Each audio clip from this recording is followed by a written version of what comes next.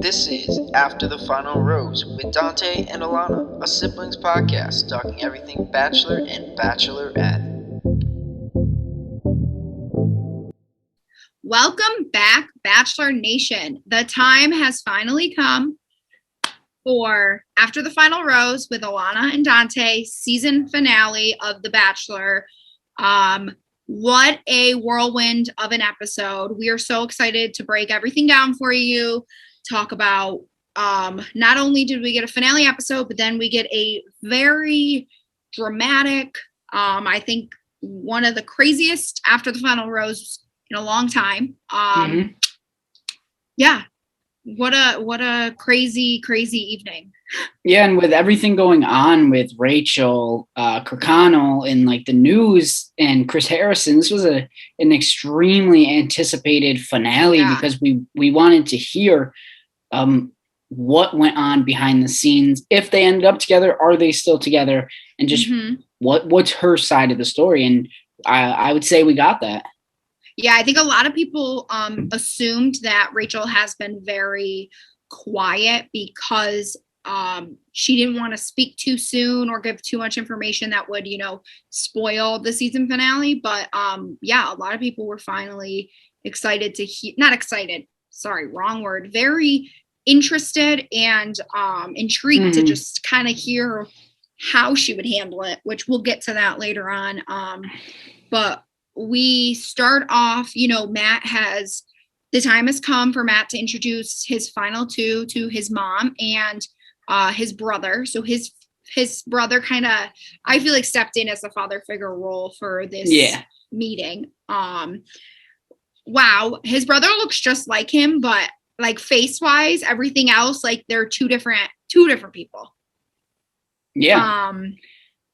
I kind of forgot he had a brother because he talks about him a little in the very beginning. But we haven't heard much since the first premiere episode. Yeah. So you had the mom and the brother, and then the first meeting was Michelle meeting the family, and you in that moment with her meeting Matt's family, you continue to just, I guess, fall in love with Michelle and see how great of a fit she would be with Matt, or possibly for the next Bachelorette. And she seems, I always say it's been like a genuine good person, and that she's done nothing wrong. I just feel like Michelle was like you said, a perfect fit for him. The mom, you could tell, I mean, she really liked Michelle. She got very emotional with Michelle. And I think we all were able to see that, which is something that I don't think Matt has ever really talked about. But Matt, his mom mentioned that he was someone growing up that tended to always want to hang out with the friends that had like the perfect picture family, a mom and dad, something that he didn't have growing up. And so she seemed, very happy that Michelle was going to give that to Matt again, and that Matt could kind of, feel like part of the family. And I just feel like she really enjoyed Michelle. The brother was like putting both girls in the hot seat. It was actually funny because when I was watching, I felt like I was watching an interview. The questions seemed a little, I don't know if they were scripted or if they were given to him. Well, that's the point I was going to bring up, is that I 100% thought that the questions were scripted. They were just so like, what's the word? The most generic question you would ask. Yes, and like, exactly. They were interview questions. Like I think it was Rachel. He was like, this wasn't the exact question, but this is what it reminded me of, is when you're in an interview and they're like, why do you feel like you're the best fit for this job or this company? And he was like, why do you think you're the one for Matt, or something like that? And I was like, this reminds me of an interview. It was kind of weird, but I do think they were the right questions. It's just like, they were so like flat scripted, like no personality attached to it. I 100% agree. And I think both the mom and the brother fell in love with Michelle, and they could see the future with Matt. And we've talked about this in the past, but we can clearly see Rachel as a front runner at this point, just because of how Matt has reacted with her, like held back with Michelle, and to see, I guess, the family start to fall in love with Michelle. I was thinking in that moment, will this create controversy? Yeah. Because we've seen in the past where the parents are like, we like this girl better. I don't want you to make the mistake, and then they go. I thought we were gonna get that. Girl. Yeah. But I feel like we definitely, which is something you don't see often, is I feel like Michelle or Matt's mom just loved both of them, and I thought both I want to call it an interview, but like both meeting of the parents was went very well. And I definitely agree. I think that but out of Michelle's, I think that Michelle, oh my God, I keep getting Matt and Michelle are too much of the same. Matt's mom was able to see like what we all see, which is just a genuinely good person, and it felt real, and like she wasn't putting on a front for Matt's mom. But after that, we get to have Rachel meet Matt's mom. And I will, leading off of what you just said, I feel like for a long time we've seen Matt and Rachel, so everything's so comfortable. You know, he always seems more interested in her, but I actually felt like he seemed like more interested in Michelle meeting his mom than I thought with Rachel. I don't know. I just feel like he didn't seem as engaged or like excited. I wonder if like it sort of felt like she was already a part of the fam. No, I'm talking for Michelle. Like she blended well in that family environment while Rachel didn't. And I think that went a long way. And like you could tell that there was a little uncomfortable feelings with Rachel during that little like meeting with the family. Yeah, and I don't feel like we've really got anything exciting out of the meetings of the parents. Like usually we get a little bit of drama, or like a parent doesn't like one of the people, or they drill them really hard. But these were kind of like pretty boring. Rachel did talk about with Matt's mom about how the first night, you know, Matt gave a prayer and she got really emotional about it, and it really was hit home to her that he brought up his religion. And Matt's mom actually was really emotional. She started crying and she was like, that makes me very happy that like, you know, he was able to pray on you guys or whatever. But otherwise else, I don't really feel like anything came out of both, because they both just went as normal and usual. Yeah, and it was definitely, I guess, no, I don't know if step down is the word, but compared to when Tayshia brought the guys to meet her family, you know, it was fun. Like it was uplifting. They played basketball. They were scootering, eating pizza. And then with Michelle and Rachel, it was just a sit down, let's talk and let's move on, which I thought was kind of interesting. I didn't even think of it that way. Like that's true. There's usually like more to it. And I don't know, maybe they just had already so much footage to fit into one night that they, you know, didn't bother. Probably. But then we get kind of one of the most pivotal moments of the night is that Matt then afterwards sits down with his mom and brother to kind of get their opinion and see, you know, like how they felt about the girl, if they had a favorite. And obviously like they liked both girls, but Matt's mom pretty much is just like, I don't feel like love is always enough, and it's not the end all be all. And you know, she pretty much tells him that she doesn't want him to rush into just an engagement just because he's on the show, which I feel like is a little too late to be like having this conversation, because that's what you go on the show for, is an engagement. So and that's what, you know, like I feel like Matt has been up front with the girls from day one that like he was going to propose at the end of this. Like there was no question about it. And then I feel like he let his mom get into his head, and he just couldn't commit again, because now he's just being completely doubtful of an engagement. Yeah, and she was saying something along the lines of like you fall into love, and it was something in connection to her relationship. Fall out of love. Yeah, you can fall into love quick, but you can also fall out of it. Yes. And that got in Matt's head, because all season we've seen Matt connecting, or I guess connecting his word, his possible relationship to his dad and his mom's, and he didn't want to go down the same road because he wanted to be the father figure and he wanted a long lasting marriage. I think her point's valid, but like you said, I think it's a tough time to bring that up. 100%. It is valid. Absolutely. Like it's not real life to go on a show and meet someone and in a month you get proposed or engaged. Like that's not realistic, but unfortunately that's a show he signed up for. So like you knew that this was going to happen.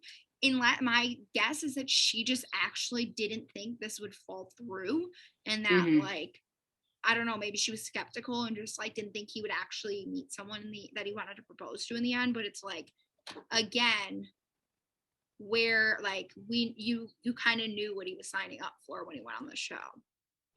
Yeah, and that really got in Matt's head, and he was debating, what do I do? Do I get engaged at the end of this? Do I just walk out with a relationship?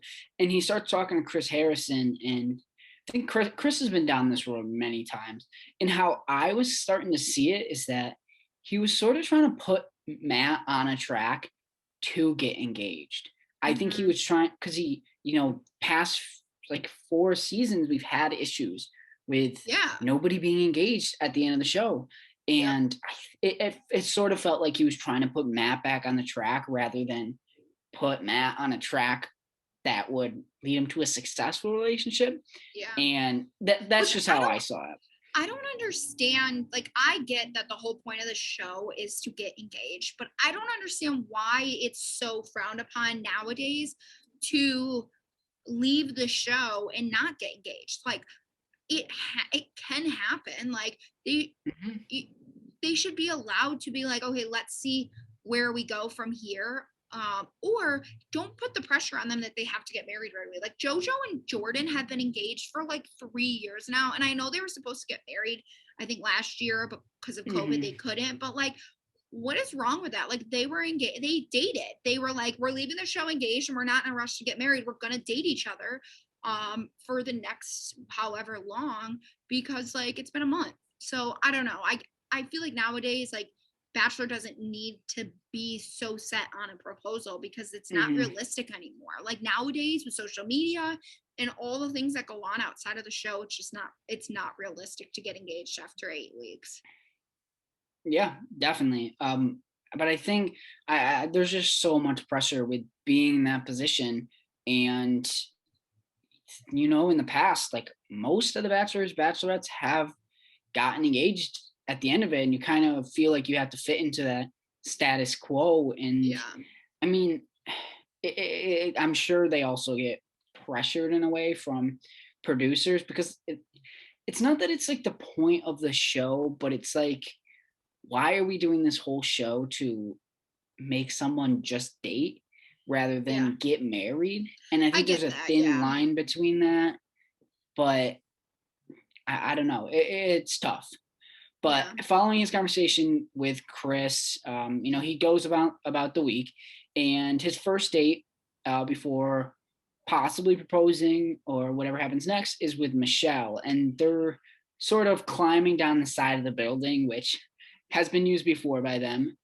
But did he not learn his lesson with Rachel? Like, I was shocked that they did that date. I was like, you literally just watched Rachel face plant off of jumping out of a plane, and now you guys are going to climb the side of a building.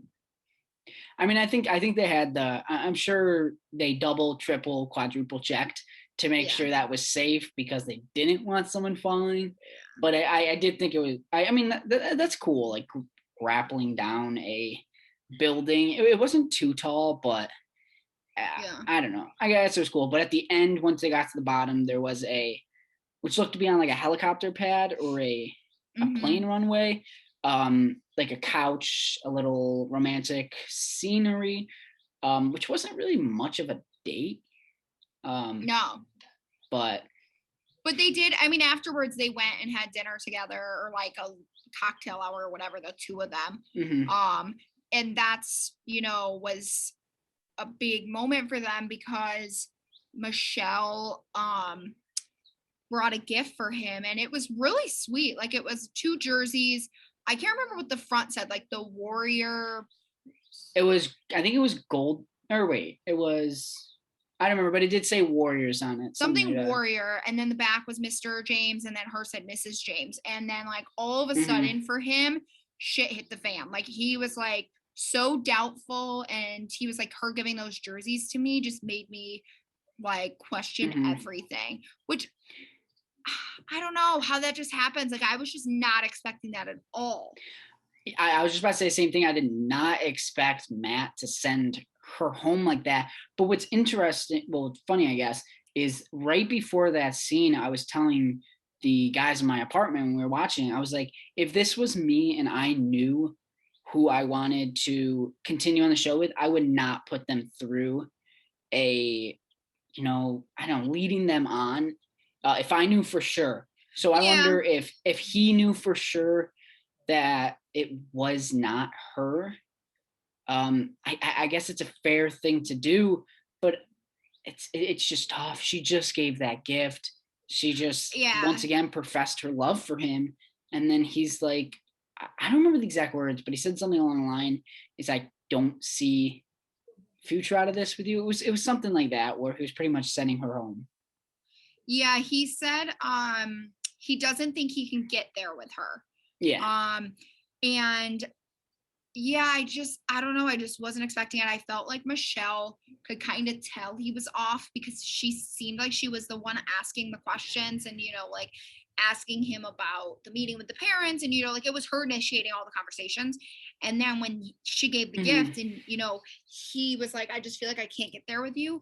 I think she was just completely taken off guard, because she was like, she amazes me because she does ask the right questions, which is so true. She was like, how do you just flip a switch? And obviously he, to save his ass, is like, oh, I didn't flip a switch. Like, I feel this way. But it's like, you didn't flip a switch, or you didn't feel this way, because you've been saying from day one that you want to get married, you want to get or you want to propose. So it's like, I don't really feel like all of a sudden in your head you're like, oh, actually no, never mind, like I don't want to. But it broke my heart to see Michelle break down like that. And, she said, she was like, so am I supposed to fight for you? Like, I think she didn't know that, like, he didn't clearly break up with her.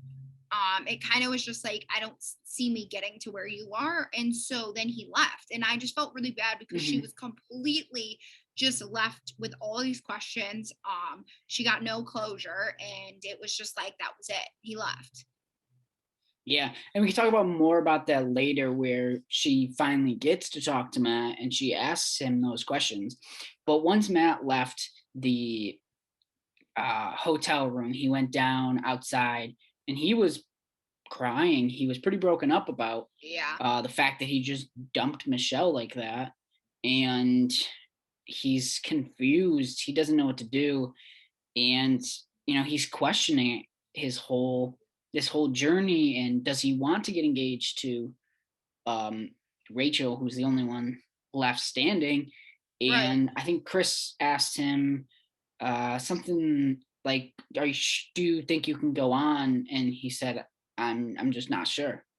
Yeah, like he was like, I need time. And that was like, and then he walked away, like that was it, which just, I don't know, like,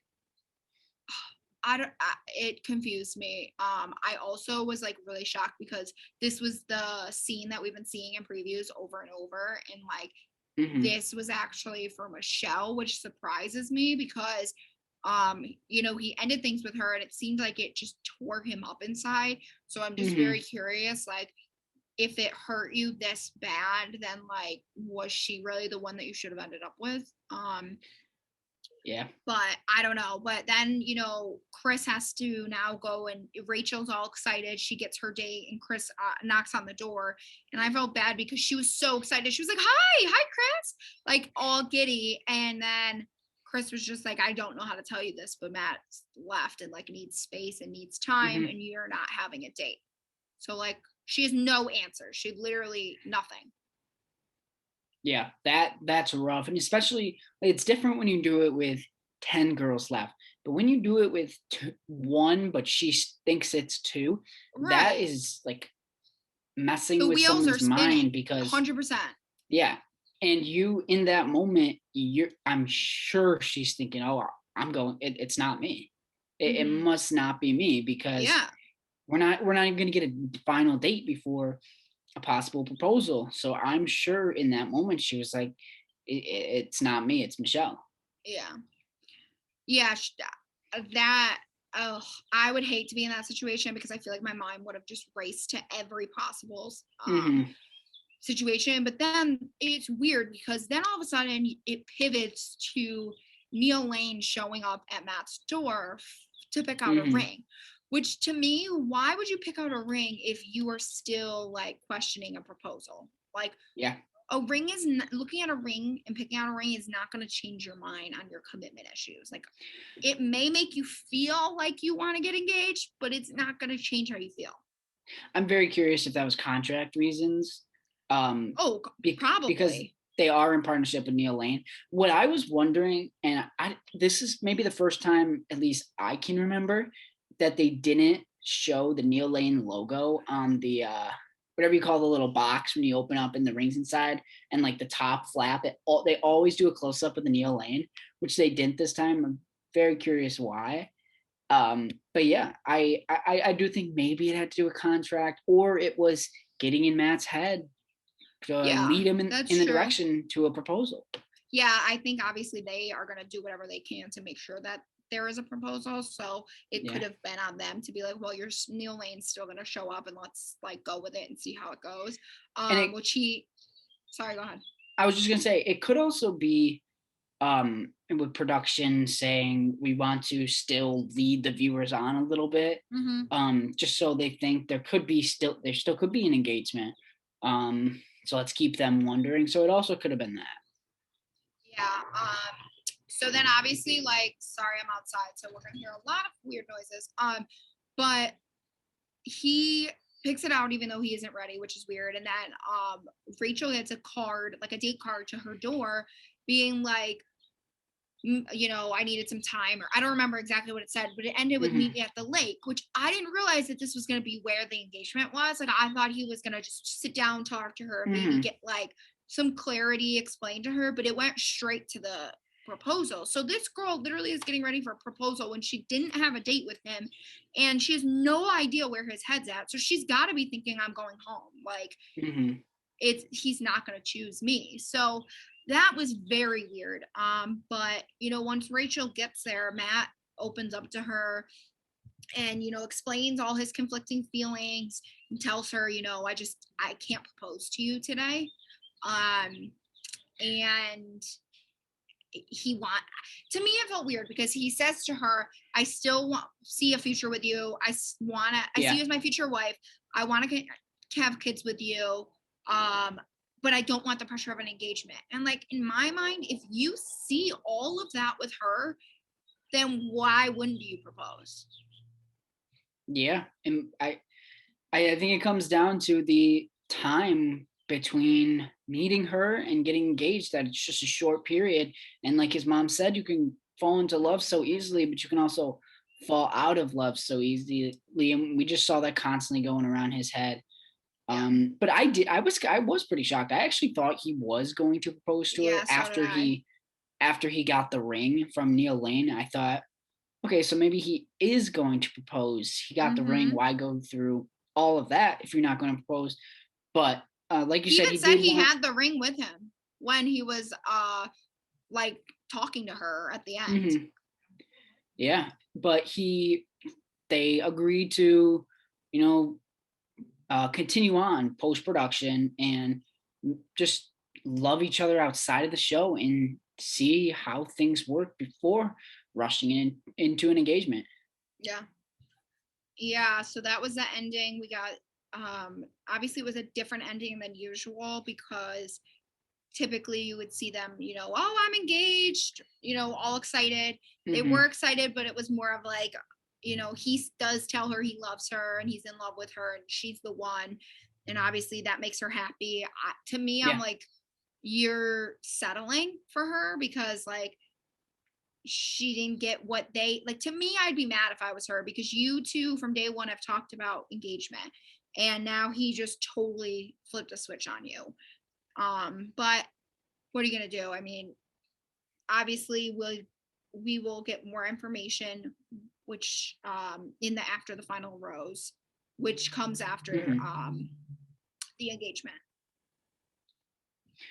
Yep, and after, if obviously, as everyone knows, after the final rose was hosted by Emmanuel Acho instead of Chris Harrison because of everything going on. And Chris Harrison came out a couple weeks ago and said he'd be taking a step away from the Bachelor franchise for the time being.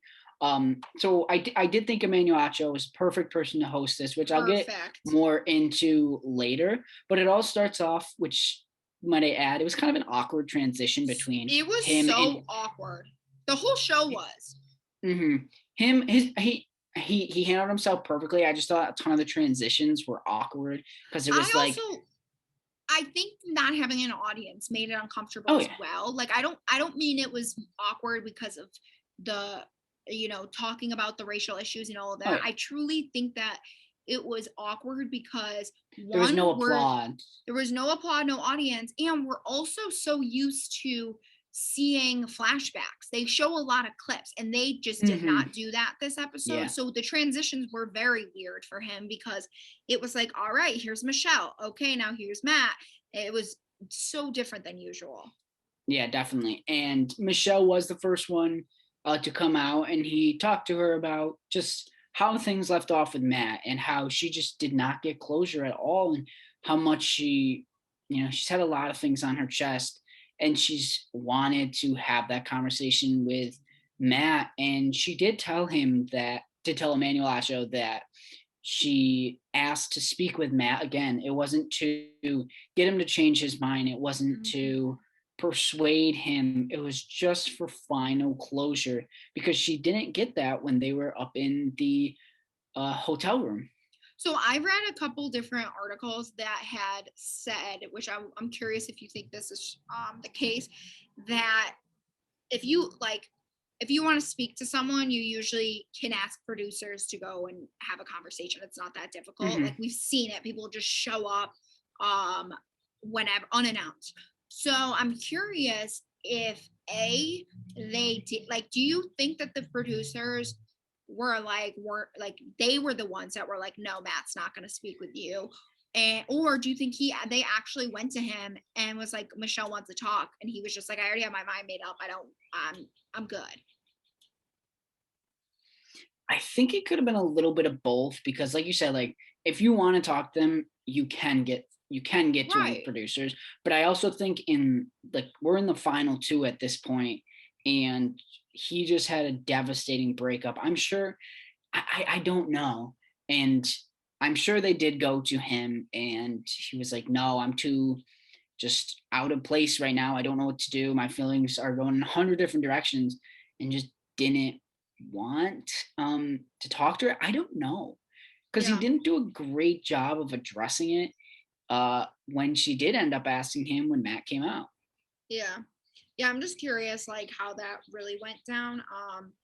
But I do feel bad because the girl did deserve closure. Like, if you're gonna break up, like, give her reasons why. Tell her, you just didn't see her at the end. Like, I don't know. So she had to just like leave the show and just move on without getting any type of like conversation with him.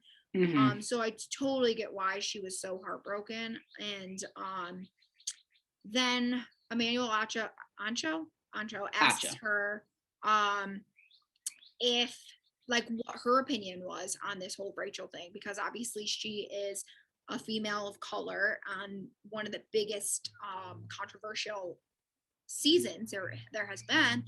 And she was very short with it, but she was like, I believe that Rachel's a great girl, but I do think she was insensitive about the whole situation. And she was just like, we need change, and unfortunately, like, I haven't seen it yet. And then he brings out Matt to speak with her, which this was the first time they've talked since the breakup. Yeah. And she did ask him those questions, and I don't think we got the answers, or at least I can remember we didn't get the answers we wanted or Yeah. needed in terms of their breakup. But we did hear, or Emmanuel Acho asked Michelle if she was still in love with Matt, and I believe she said no, but she also said how much she cared about him, like Yep. how much he'll always be a part of her like heart or life, but she is not in love with him anymore. Mm-hmm. Yeah. And I thought it was interesting because I think they do hug and have closure where him and Rachel don't. You don't really see them like kind of kiss and make up. And so then Emmanuel after Michelle leaves, we get the conversation between Emmanuel and Matt, and they talk about just what it was like for Matt to be the first Black Bachelor. And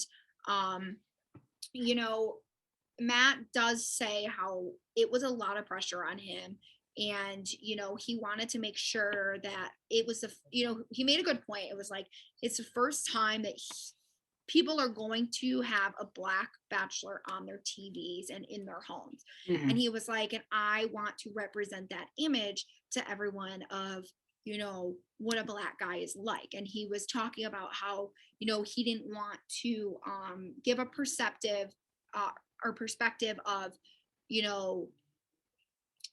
what I'm trying to make sure I say everything correctly, but like he wanted to make sure that the way he showed us a Black man acts and respects women and all of that is true to its nature. And so it was really interesting to see his side. You can tell this whole conversation from now until the very end that like he is very torn up and very emotional. And this was just very difficult for him the entire evening. But then Rachel, he asks Matt about Rachel and what happened. And he asks him if they're still together. And, he says that they are not, they are broken up. And I thought it was interesting. He said, you hear things that are heartbreaking and you pray that they're not true. So he had thought that they were rumors when he first heard about it. And then Rachel made a public statement, which I don't know how that was. He says that was the breaking point. And he says, then when you find out that they're true, it makes you question everything. I wasn't okay because it was in that moment and that conversation that I realized Rachel might not understand what it means to be Black in America.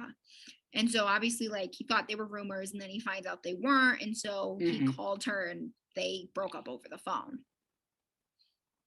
Yeah. You could just tell how much Matt is just broken up by this because I think he's come into a bad light just being with Rachel. And then also to add on to that, his relationship just crumbled. And it seemed like the relationship was extremely strong and it was going well. And then all that hit and things just went downhill and he was broken up by it. Yeah. And I think it was in an interview. He was on GMA this morning and he made a great point that he said, I had a lot of conversations because I was the first Black Bachelor about what it would be like. And he's like, I had the hard conversations with all of the females that were of color. And he said with Chelsea, Michelle, Ryan, Bree, all those girls, he had those hard questions with. And he said, you know what? I didn't have the conversation with the women who were white because that was the conversation I should have had, was talked more with Rachel about being an interracial couple and what it would be like in our future. And I thought that was a good point because I don't really know if he did have a lot of conversations about being a white bachelor or a Black Bachelor with a white wife, I guess, or fiance in the end of it. Which I never really thought of it that way. So I thought that was interesting because he was like, maybe if Rachel and I had these conversations beforehand, I could have kind of felt it out or gotten more from her about how she felt as the fact that they would have kids one day that were mixed, and they would now have a family that was not all white like Rachel is used to. Yeah, and so she did, or Emmanuel Acho did bring Rachel out, and he asked her, when you look at that photo, what do you see? And Rachel says how she sees someone who is living in ignorance, referring to herself. I never once asked myself at any point, like, what's the tradition behind this? What does this represent? Why do we wear those dresses? And this isn't an I don't know better defense, she continues, but I never took the time to make that connection, and nor is Rachel going to blame anyone or anything for her ignorance. And she also said, in my eyes, there's no excuse. And I think, that's a common issue where people do things without knowing the background. Yeah, and that's the issue. I guess the issue that needs to be addressed is knowing the background before you make that ignorant, like she said, a mistake. Yeah, and I thought Rachel, now I don't know if all of this was, not pre-written for her, but I don't know if maybe she had conversations before she went on the show and kind of pre-planned what she would say, or if this was truly from the heart. But I thought she did a really good job, and she did own everything. And what you had said, which was in a quote of hers, was like, she never took the time to look up what that meant. Like she had an idea, but she never looked it up exactly. And Emmanuel explains to her, like, what exactly is an antebellum party. And he was like, did you ever like think anything of it when you were attending these, or you post these pictures? And she was like, I just didn't. And another good point that she made that I think, with me living in the South, I totally think is accurate, is a lot of people assume that when you're in the South, that's just that's what you grew up on. And because Emmanuel asked her, like, do you feel like the reason why you were so unaware and insensitive and uneducated was because of how you grew up and the way you were raised? And, she was like, no, like everyone thinks that it's an excuse, like this is normal where I grew up. And she was like, and that just doesn't make it right. And I think that is so accurate, because a lot of people do just assume, like, oh, she's from Georgia, that's that's what they're used to, but that doesn't make it right or acceptable. So she did make a lot of great points that I thought were, it showed that she is working to educate herself on what she did wrong. And she did a good job of it. She did bring up that she has been, I think, like reading books, reading articles, watching documentaries, trying to learn from it. And I think, I guess that's the first step to learning from it. Yeah, like she was like, I could list out all the books and podcasts and all that, but really it's like not about that. It's about like how I'm making a change. Which yeah. But there following is that, I was gonna segue into when following that they did bring out Matt. Yes, before you do that, I do want to there is a quote that I want to read, because I do think that this was absolutely, like, this is why Emmanuel was the best person for this discussion, because he made a comment that I think is something that everyone should hear. He said, there's a difference between being racist and racially insensitive or racially ignorant. He said, I've been very intentional about saying what you did was racially insensitive. It was racially ignorant, and it plays itself out as racism. But that doesn't necessarily classify someone as racist. You have to pull back the curtains and look at their intention. Was their intention malicious? Which I think is perfect, because just because she did something that was, racially ignorant doesn't mean that she is a racist. There is a completely different. So I'm glad that he made that point, because I think it's fair for other people, because I'm sure she's getting so much hate crime or not hate crime, so much hate in her DMs, and people saying she's racist and, all of that stuff. And I'm glad he made that point that like there is a difference. It's not, everything isn't just considered racist.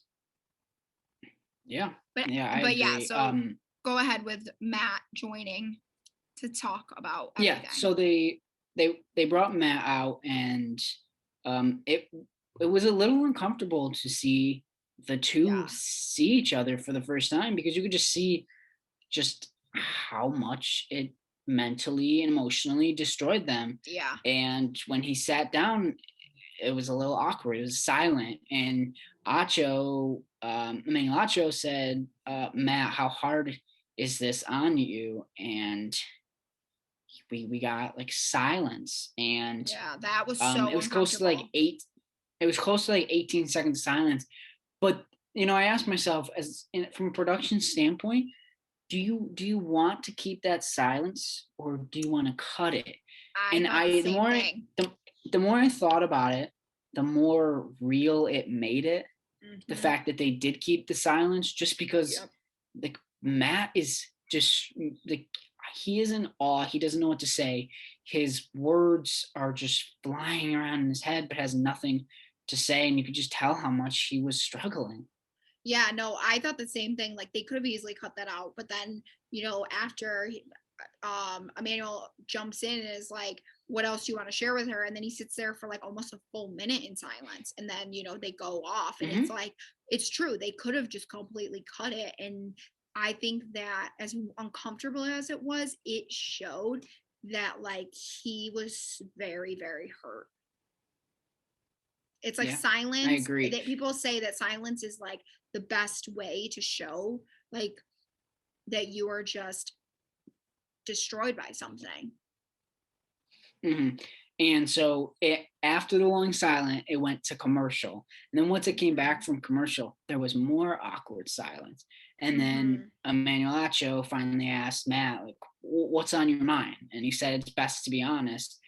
After a little pause, Matt responded. He said, the most disappointing thing for me was having to explain to you why what I saw was problematic and why I was so upset. And he said, when I questioned our relationship, it was in the context of you not fully understanding my blackness and what it means to be a black man in America and what it would mean for our kids. I mean, he brought up extremely like fair points. And I'm sure, and obviously we don't know the conversation that they had, but I'm sure like in Rachel's, she probably was trying to defend herself and was probably like not, like he said, like she was questioning it, and like she didn't understand like why this was so problematic. And it was really tough to just see Matt going through all that, because I would say Matt was a very lovable bachelor. He may not have been the best on camera, but like you were always rooting for him to find that love in the end. And then for him not to find it, it's tough to watch. Yeah, I agree. It was very hard to see. And I also felt it was very hard for her. I mean, I don't think that like, I've said before, like, I don't really believe in cancel culture. So I don't really think that, this girl should be like absolutely canceled for a mistake that she made, especially if she's trying to work on it.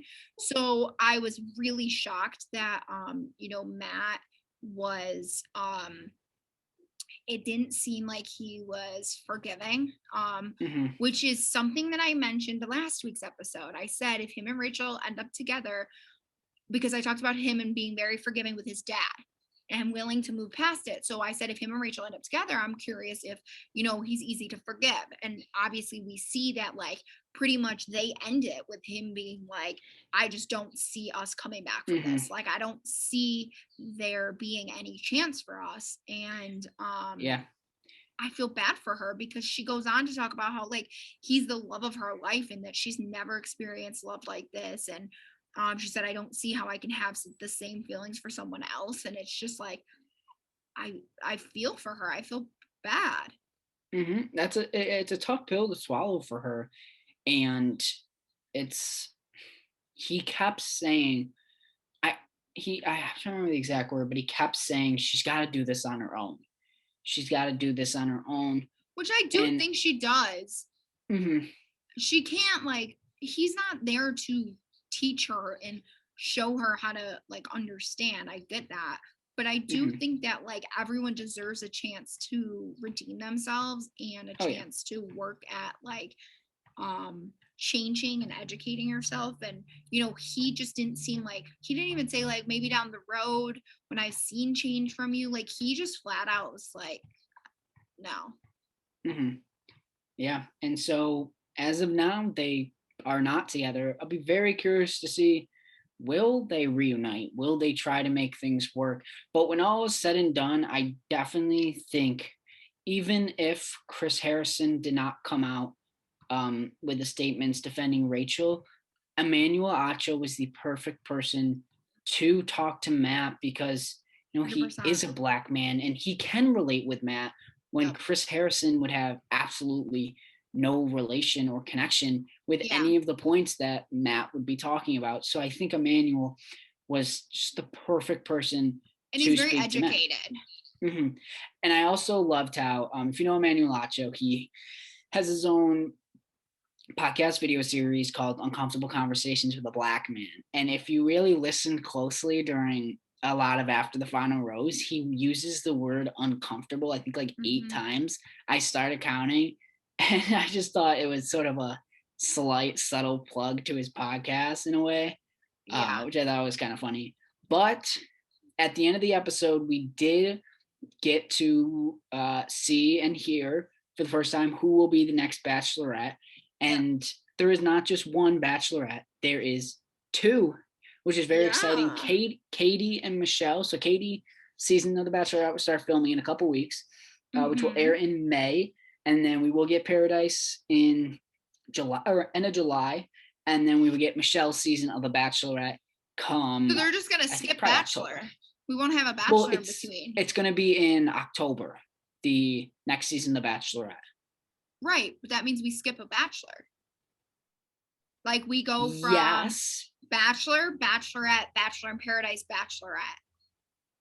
Yeah, but we will get the Bachelor come January again of next year. Yeah. Which I wonder if they are going to sort of keep this going, because who knows? They did the Bachelorette in the fall, and now they're going to be doing it again. So will they rotate back and forth? Maybe if they have a great Bachelor contestant, they'll be like, oh, let's do him in the fall. Or if they have a better female, will they do that in the fall? So I'll be curious to see how they go about that. But I was, connecting it back to old announcements of The Bachelorette, I was not a fan of how they announced it. Manuel Acho was like, come out, ladies. And then they came out, and he was like, you guys have an announcement, and they were like, we're the next Bachelorette. Yeah, it was weird. Like, it was different. Yeah, I thought that because there were rumors leading up to it, and you had texted me saying that, like, you had heard there were going to be 2. So I thought maybe it was going to be like Caitlyn and I think her name was Allie season where the guys had to pick. So I was like, oh, that's interesting. And then when they both came out and he was like, oh, we couldn't decide which one, and he made it seem like he was about to pick one or the other. But obviously we're getting both of them. I did hear, which just makes me love Michelle and even more, that the reason why she's going in the fall is because she's going to film in the summer, and that way she doesn't have to give up teaching, which just shows, again, she's not like any other female on the show where she's trying to be like fake and looking for fame. Like, she still wants to keep her teaching job, and she still wants to be a teacher and doesn't want to just walk away from that for a career in The Bachelor. Which I loved, and I'm so excited. I absolutely love Michelle. I do like Katie, but I don't know if I see her season being entertaining, because she is kind of like, we haven't seen a lot from her, so hopefully it's one that will, we won't be bored. But I'm excited. I'm personally I'm personally a big fan of Katie, just because we saw how real she was with the women in the house. The women in the house, some of them found him problematic, that she was just honest with Matt and told him when bad stuff was going down. So I think she's going to handle the house well. She's not going to take other people's crap. and she's going to be there to find love. Yeah, but for like you said, sure. we really didn't get a lot of her, but I do think she'll be good. Do you think What were that you gonna say? a lot of people are saying that they're wondering if the reason why they announced two hosts, Caitlyn and Tasha, if they're going to be together for both seasons or if one of them is going to do one of the girls and one of them is going to do the other, because they never really announced, any more details besides the fact that it's both of them. I do know Tasha is quarantining right now. That was addressed just because there's a lot of rumors that her and Zach ended things, which they didn't. Yes, I saw that. Apparently, she just sent her ring in for sizing. But I do believe she's quarantining. But a point I wanted to bring up is how many people did they go through before deciding Caitlin Bristow would be the next co-host? Because why not JoJo? Why not Becca? Why not Ben Higgins? So JoJo is currently filming. She announced today her and Jordan are filming in Costa Rica a TV show. They're working on like a dating show, so that's probably why they didn't ask her for at least right now.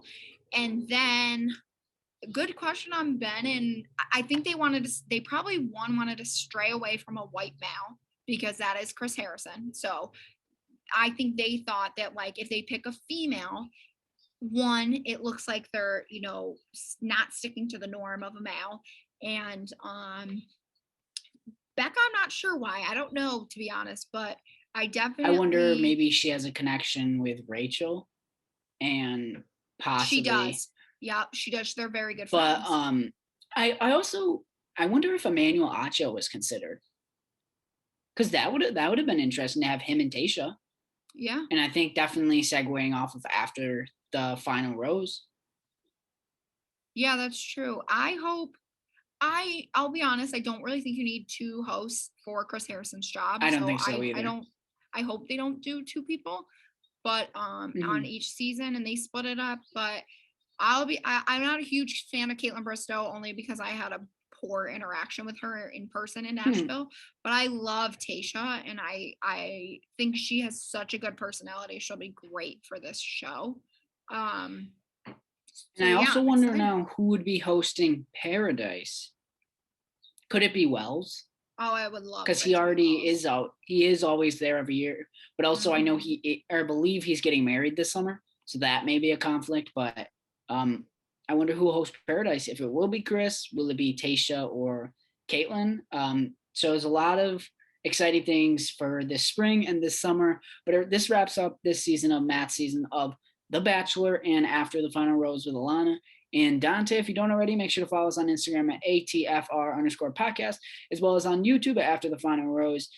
And make sure to like us on Spotify, Google Podcasts, Apple Podcasts, and other podcast streaming platforms.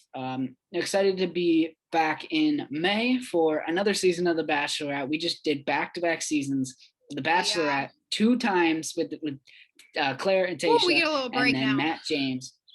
Matt James season of The Bachelor. So we'll see you back here in May for another season of The Bachelorette and another season of After the Final Rose. Yeah, thanks for tuning in, guys. And we will see you in the spring.